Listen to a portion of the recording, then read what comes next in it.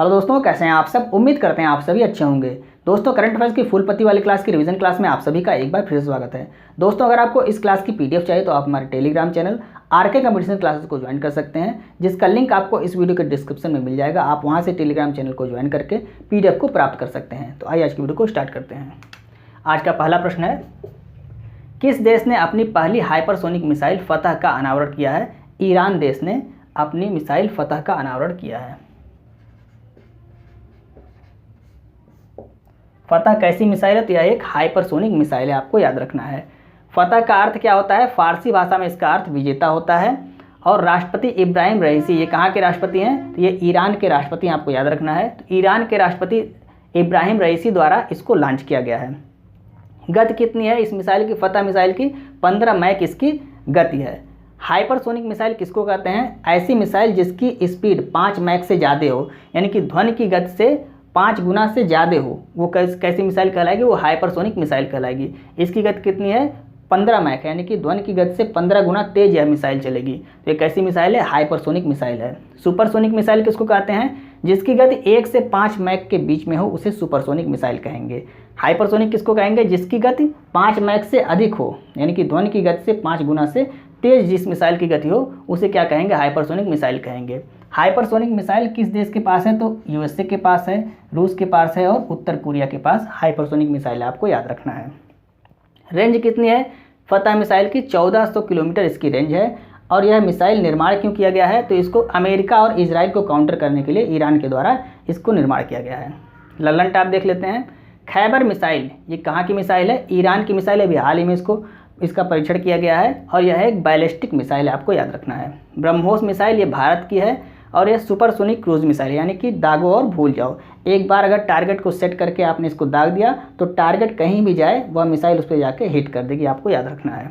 Ramsar convention, Ramsar जो जगह है ये कहाँ पर है, ईरान में है। और यहीं पर रामसर कन्वेंशन हुआ था। कब हुआ था, 2 फरवरी 1971 को रामसर कन्वेंशन हुआ था। आर्द्रभूमि संरक्षण के लिए इस रामसर कन्वेंशन को किया गया था। भारत के पास कुल कितने रामसर साइट हैं, 75 रामसर साइट हैं, आपको याद रखना है। और पहली रामसर साइट भारत की किसे घोषित किया गया था, चिल्का झील को, जो उड़ीसा में स्थित है, इसको पहली रामसर साइट घोषित किया गया था, आपको याद रखना है। हार्मुज जल संधि, ये फारस की खाड़ी और ओमान की खाड़ी और अरब सागर इनको जोड़ती है, यानी कि फारस की खाड़ी को ओमान की खाड़ी और अरब सागर से जोड़ती है, आपको याद रखना है।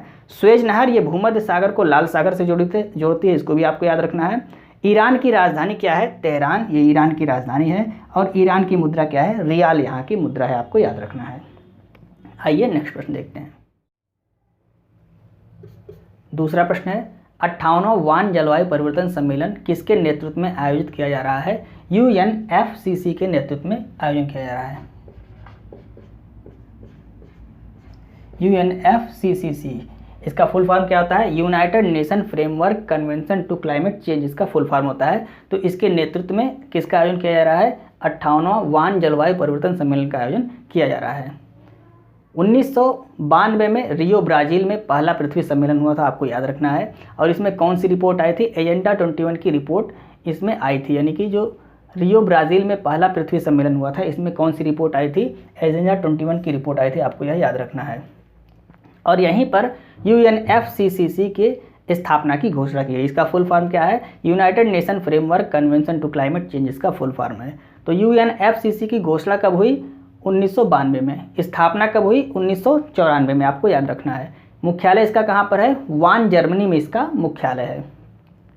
कुल सदस्य इसमें कितने हैं, 197 सदस्य हैं। और इनके सदस्यों, जो सदस्य देश हैं, इनकी बैठक जो होती है उसको क्या कहते हैं, कॉप कहते हैं, मतलब कॉन्फ्रेंस ऑफ पार्टी कहते हैं, आपको याद रखना है।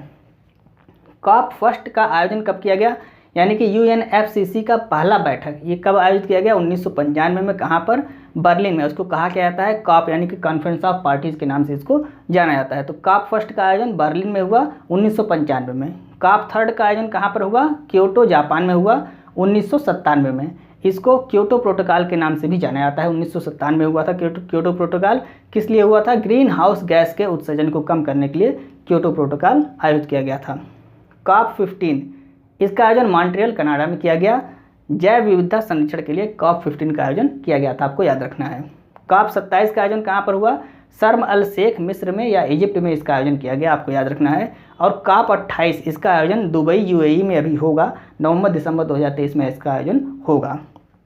अब आपको यहाँ पर याद क्या करना है कि COP 27 यानी कि कॉन्फ्रेंस ऑफ पार्टीज़ और 27 और कॉन्फ्रेंस ऑफ पार्टीज़ 28, इन दोनों के बीच में इसका आयोजन किया गया है। क्यों किया गया है? क्योंकि COP 27 में जो भी निर्णय लिए गए थे उन निर्णय को कितना पूरा किया गया उसकी जांच के लिए इस सम्मेलन का आयोजन किया जाता है, ये आपको याद रखना है। दो कॉन्फ्रेंस ऑफ पार्टीज़ के बीच में एक बार इसका आयोजन किया जाता है। क्यों किया जाता है? तो जो पहले वाला कॉन्फ्रेंस ऑफ पार्टीज सम्मेलन है उसमें जो निर्णय लिए गए थे उसके निर्णय को कितना पूरा किया गया उसकी जाँच के लिए यह जो सम्मेलन है इसका आयोजन किया जाता है, आपको याद रखना है। तो 58वां वान जलवायु परिवर्तन सम्मेलन किसके नेतृत्व में किया जा रहा है? UNFCCC के नेतृत्व में किया जा रहा है, आपको याद रखना है। अब आइए ललन टॉप क्वेश्चन देखते हैं। वर्ल्ड इकोनॉमिक फोरम इसका मुख्यालय कहाँ पर है? जेनेवा में इसका मुख्यालय है। 1971 में इसकी स्थापना हुई थी। वर्ल्ड वाइड फंड इसकी मुख्यालय कहाँ पर? इसका ग्लैंड स्विट्जरलैंड में इसका मुख्यालय है। IUCN इसका भी मुख्यालय ग्लैंड स्विट्जरलैंड में है और IUCN द्वारा रेड डाटा बुक जारी किया जाता है, ये आपको याद रखना है, कई बार प्रश्न में परीक्षाओं में पूछा गया है। आइए नेक्स्ट प्रश्न देखते हैं। तीसरा प्रश्न है, हाल ही में चर्चा में रहा नोवा कखोवका बांध कहाँ स्थित है? ये यूक्रेन के खैरसोन नामक स्थान पर स्थित है।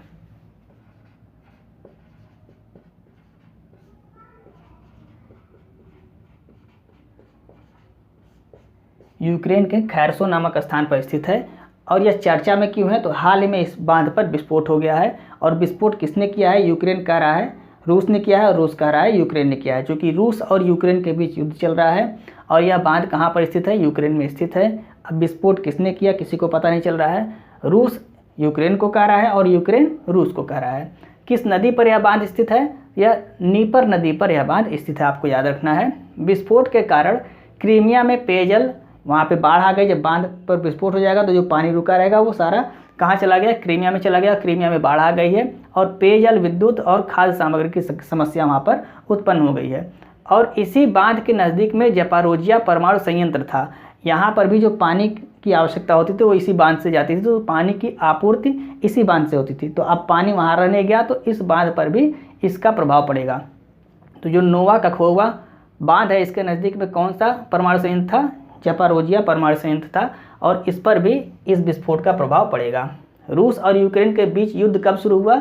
फरवरी 2022 में रूस और यूक्रेन के बीच युद्ध शुरू हुआ था और अभी तक यह युद्ध चल रहा है। क्रीमिया 2015 से रूस के अधिकार में है। 2015 में क्रीमिया पर रूस ने अटैक करके इसको अपने कब्जे में कर लिया था। और अभी 2022 में लोहांस और डोनेट्स नामक स्थान को भी रूस ने अपने कब्जे में कर लिया है, आपको याद रखना है। ललन टॉप देख लेते हैं। चेरनोबिल त्रासदी ये कहाँ पर हुई थी? ये यूक्रेन में हुई थी, आपको याद रखना है। ऑपरेशन गंगा ये भारतीय सैनिकों द्वारा चलाया गया। कहाँ पर चलाया गया? यूक्रेन में चलाया गया, वहाँ पर फंसे हुए भारतीयों को निकालने के लिए। ओडिशा शहर ये कहाँ पर है? ये यूक्रेन में है। और अभी जो युद्ध चल रहा है यूक्रेन और रूस के बीच, उसमें यह पूरी तरह से तबाह हो चुका है, आपको याद रखना है। यूक्रेन की राजधानी क्या है? कीव यहाँ की राजधानी है। और यूक्रेन के राष्ट्रपति कौन है इसको आपको कमेंट करके बताना है।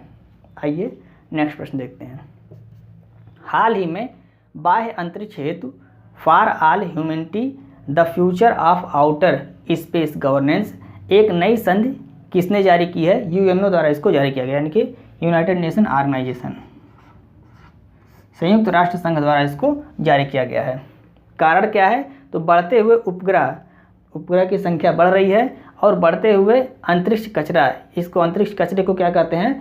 डेवरी, इसको क्या कहते हैं? डेवरी कहते हैं, जो अंतरिक्ष में कचरा होता है। तो कचरा कहाँ से होता है? कीचड़ थोड़ी हो जाएगा, कहाँ से होता है? जो बढ़ते हुए उपग्रह होते हैं वो कुछ साल बाद क्या होते हैं? नष्ट हो जाते हैं, मतलब बेकार हो जाते हैं और उसका फिर कोई काम नहीं रहता। तो ये क्या हो जाए? ये अंतरिक्ष के कचरे के रूप में फिर वहाँ पे कचरे के रूप में एकत्रित हो जाता है। तो इसी अंतरिक्ष कचरे, इसको क्या कहते हैं? डेवरी कहते हैं, आपको याद रखना है। तो इस संधि का कारण क्या है? बढ़ते हुए उपग्रह और बढ़ते हुए अंतरिक्ष में कचरे का कारण यह संधि है। 2013 में कुल उपग्रह कितने थे? 210 थे। और 2022 में कुल उपग्रहों की संख्या कितनी हो गई? 2470 हो गई। यानी कितना बढ़ गया आप देख लीजिए, 210 से कितना हो गया? 2470। कुछ दिन बाद ये उपग्रह जब बेकार हो जाएंगे तो फिर यह अंतरिक्ष में कचरे के रूप में ही रहेंगे। तो इसीलिए इस चिंता के कारण इस संधि को किया गया, आपको याद रखना है। ललन टॉप क्वेश्चन देखिए। नासा ये कहाँ की स्पेस एजेंसी है? अमेरिका की स्पेस एजेंसी यानी कि यूएसए की है। इसरो भारत की स्पेस एजेंसी है। जाक्सा ये जापान की स्पेस एजेंसी है। और रॉसकॉस्मोस ये कहाँ की है? ये रूस की स्पेस एजेंसी, आपको याद रखना है। यूएनओ की स्थापना 24 अक्टूबर 1945 को हुई। मुख्यालय इसका न्यूयॉर्क में है।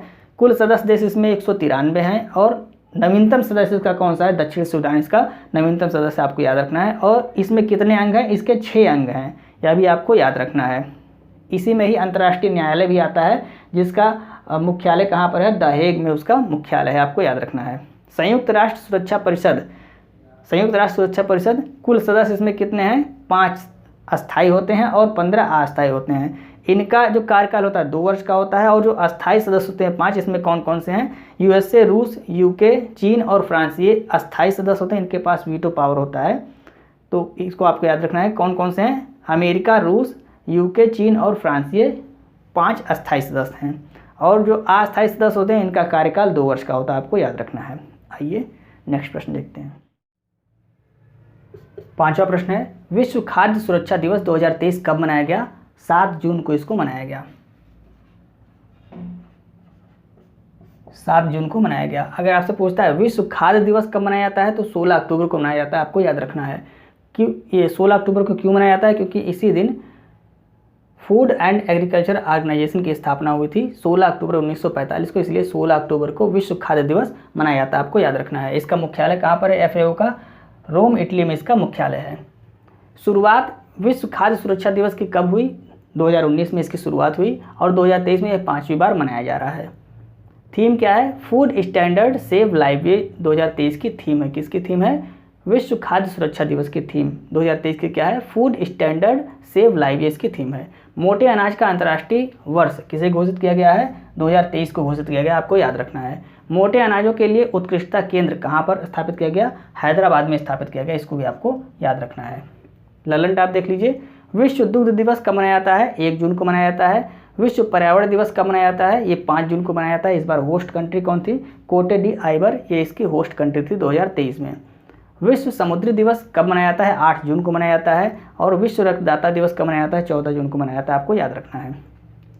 6वां प्रश्न देखते हैं। हाल ही में V2 मिनी उपग्रहों को सफलतापूर्वक किसने प्रक्षेपित किया है? स्पेस एक्स कंपनी ने इसको सफलतापूर्वक प्रक्षेपित किया है। स्पेस एक्स कंपनी द्वारा इसको सफलतापूर्वक प्रक्षेपित किया गया है। किस रॉकेट से? तो स्पेस एक्स का रॉकेट आप जानते हैं फाल्कन 9 ये फेमस रॉकेट है। इसी से स्पेस एक्स सभी उपग्रहों को प्रक्षेपित करता है। तो रॉकेट कौन सा है? Falcon 9 rocket. V2 का अर्थ क्या होता है? Second generation. V2 का मतलब होता है सेकंड जनरेशन। इसमें 22 स्टारलिंक उपग्रह को प्रक्षेपित किया गया है और इसमें ई बैंड लगा हुआ है, जिससे संचार 4 गुना बेहतर होगा, यह भी आपको याद रखना है। क्या लगा हुआ है? ई बैंड लगा हुआ है जिससे संचार 4 गुना बेहतर होगा। ललन टाप देखिए। INS-2B ये भूटान का उपग्रह है और इसको PSLV C-54 द्वारा रॉकेट द्वारा इसको लॉन्च किया गया था। आदित्य L1 मिशन ये इसरो का मिशन है, ये इसरो का सूर्य मिशन है, आपको याद रखना है। भारत का पहला डार्क स्काई रिजर्व कहाँ बनाया जाएगा? यह लद्दाख में बनाया जाएगा, इसको भी आपको याद रखना है। दुनिया का पहला 3D मुद्रित रॉकेट टेरन फर्स्ट किस एरोस्पेस कंपनी ने लॉन्च किया है? रिलेटिविटी एरोस्पेस कंपनी द्वारा इसको लॉन्च किया गया, यह भी आपको याद रखना है। आइए नेक्स्ट प्रश्न देखते हैं। 7वां प्रश्न है, हाल ही में SBI ने प्रोजेक्ट कुबेर कहाँ लॉन्च किया है? इसको बेंगलुरु में लॉन्च किया गया है।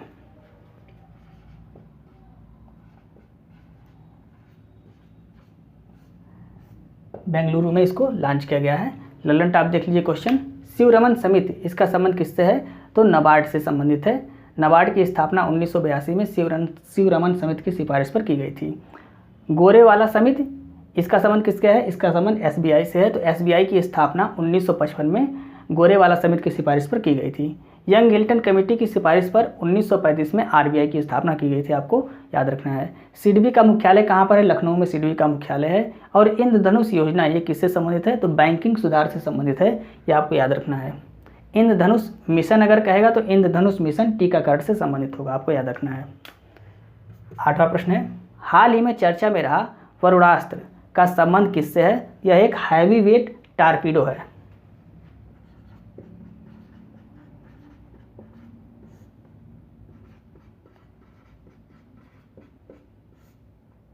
हैवी वेट टारपीडो है। वरुणास्त्र क्या है? यह एक हैवी वेट टारपीडो है।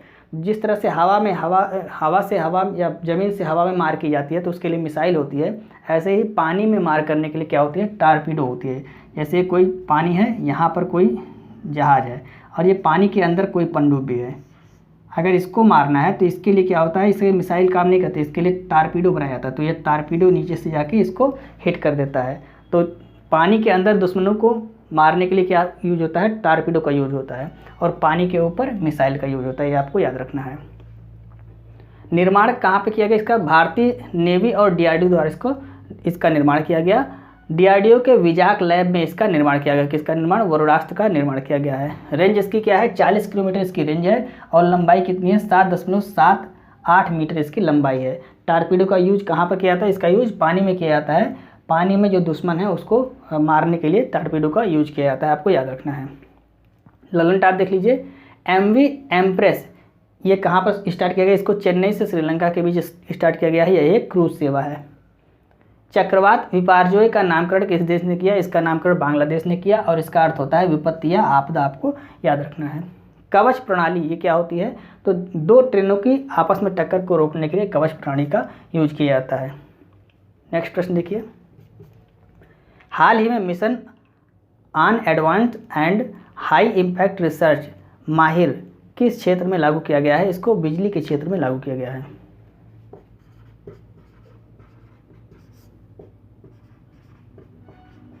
बिजली क्षेत्र या विद्युत क्षेत्र में इसको लागू किया गया है। विद्युत मंत्रालय और नवीकरणीय मंत्रालय द्वारा इसको लॉन्च किया गया है। कब लॉन्च किया गया है? 7 जून 2023 को इसको लॉन्च किया गया, आपको याद रखना है। 2023 से 2028 तक यह कार्य करेगा। तो माहिर है क्या? इसका उद्देश्य क्या है इसको लॉन्च करने का? तो यह जो विद्युत के क्षेत्र में नई तकनीकी को इम्प्लीमेंट करने के लिए इसको लागू किया गया है। काम कब तक करेगा? 2023 से 2028 तक यह कार्य करेगा, आपको याद रखना है। ललन टाप देख लीजिए। पहला सौर ऊर्जा संचालित गांव कौन सा है? मोंडेरा गांव, ये गुजरात में है। ये पहला 100% भारत का 100% सौर ऊर्जा संचालित गांव है।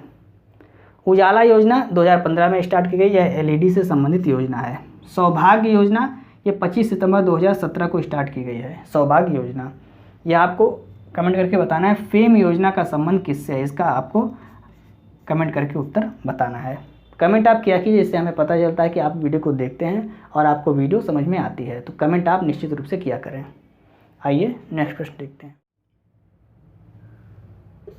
10वां प्रश्न है, हाल ही में चर्चा में रहा ऑपरेशन ब्लू स्टार का संबंध किस राज्य से है? तो इसका संबंध पंजाब राज्य से है। ब्लू स्टार ऑपरेशन कब चलाया गया था? तो यहाँ खालिस्तान समर्थक जो खालिस्तान की मांग कर रहे थे वो पंजाब के अमृतसर के स्वर्ण मंदिर में घुस गए थे। तो इनको खालिस्तान समर्थकों को स्वर्ण मंदिर से बाहर निकालने के लिए भारतीय सेना द्वारा ऑपरेशन ब्लू स्टार चलाया गया था, ये आपको याद रखना है। कब चलाया गया था? 1984 में, यानी 1 से 10 जून 1984 के बीच में यह ऑपरेशन चलाया गया था, आपको याद रखना है। ललन टाप क्वेश्चन देख लीजिए। ऑपरेशन दोस्त ये तुर्की और सीरिया में जो भूकंप आया था उसमें भूकंप पीड़ितों की मदद के लिए भारतीय सेना द्वारा चलाया गया। ऑपरेशन देवी शक्ति अफगानिस्तान में फंसे हुए भारतीयों को निकालने के लिए चलाया गया। ऑपरेशन गंगा ये यूक्रेन में फंसे हुए भारतीयों को निकालने के लिए चलाया गया। ऑपरेशन गरुड़ ये CBI द्वारा ड्रग्स तस्करी को रोकने के लिए चलाया गया। ऑपरेशन सरधवा BSF द्वारा इसको चलाया गया था। ऑपरेशन नमस्ते ये सफाई कर्मियों के लिए ऑपरेशन चलाया गया। ऑपरेशन बंदर पाकिस्तान पर एयर स्ट्राइक की गई थी, ये ऑपरेशन बंदर उसका नाम है। ऑपरेशन मेघदूत सियाचिन फतेह जब किया गया था उसका नाम क्या है? ऑपरेशन मेघदूत नाम है। कब किया गया था? 1984 में। ऑपरेशन पोलो ये हैदराबाद को भारत में विलय किया गया था 1984 में ऑपरेशन पोलो के द्वारा, आपको याद रखना है। आइए 11वां प्रश्न देखते हैं। FIBA 3x3 बास्केटबॉल विश्व कप 2023 का आयोजन कहाँ पर किया गया है? इसका आयोजन वियना ऑस्ट्रिया में किया गया है।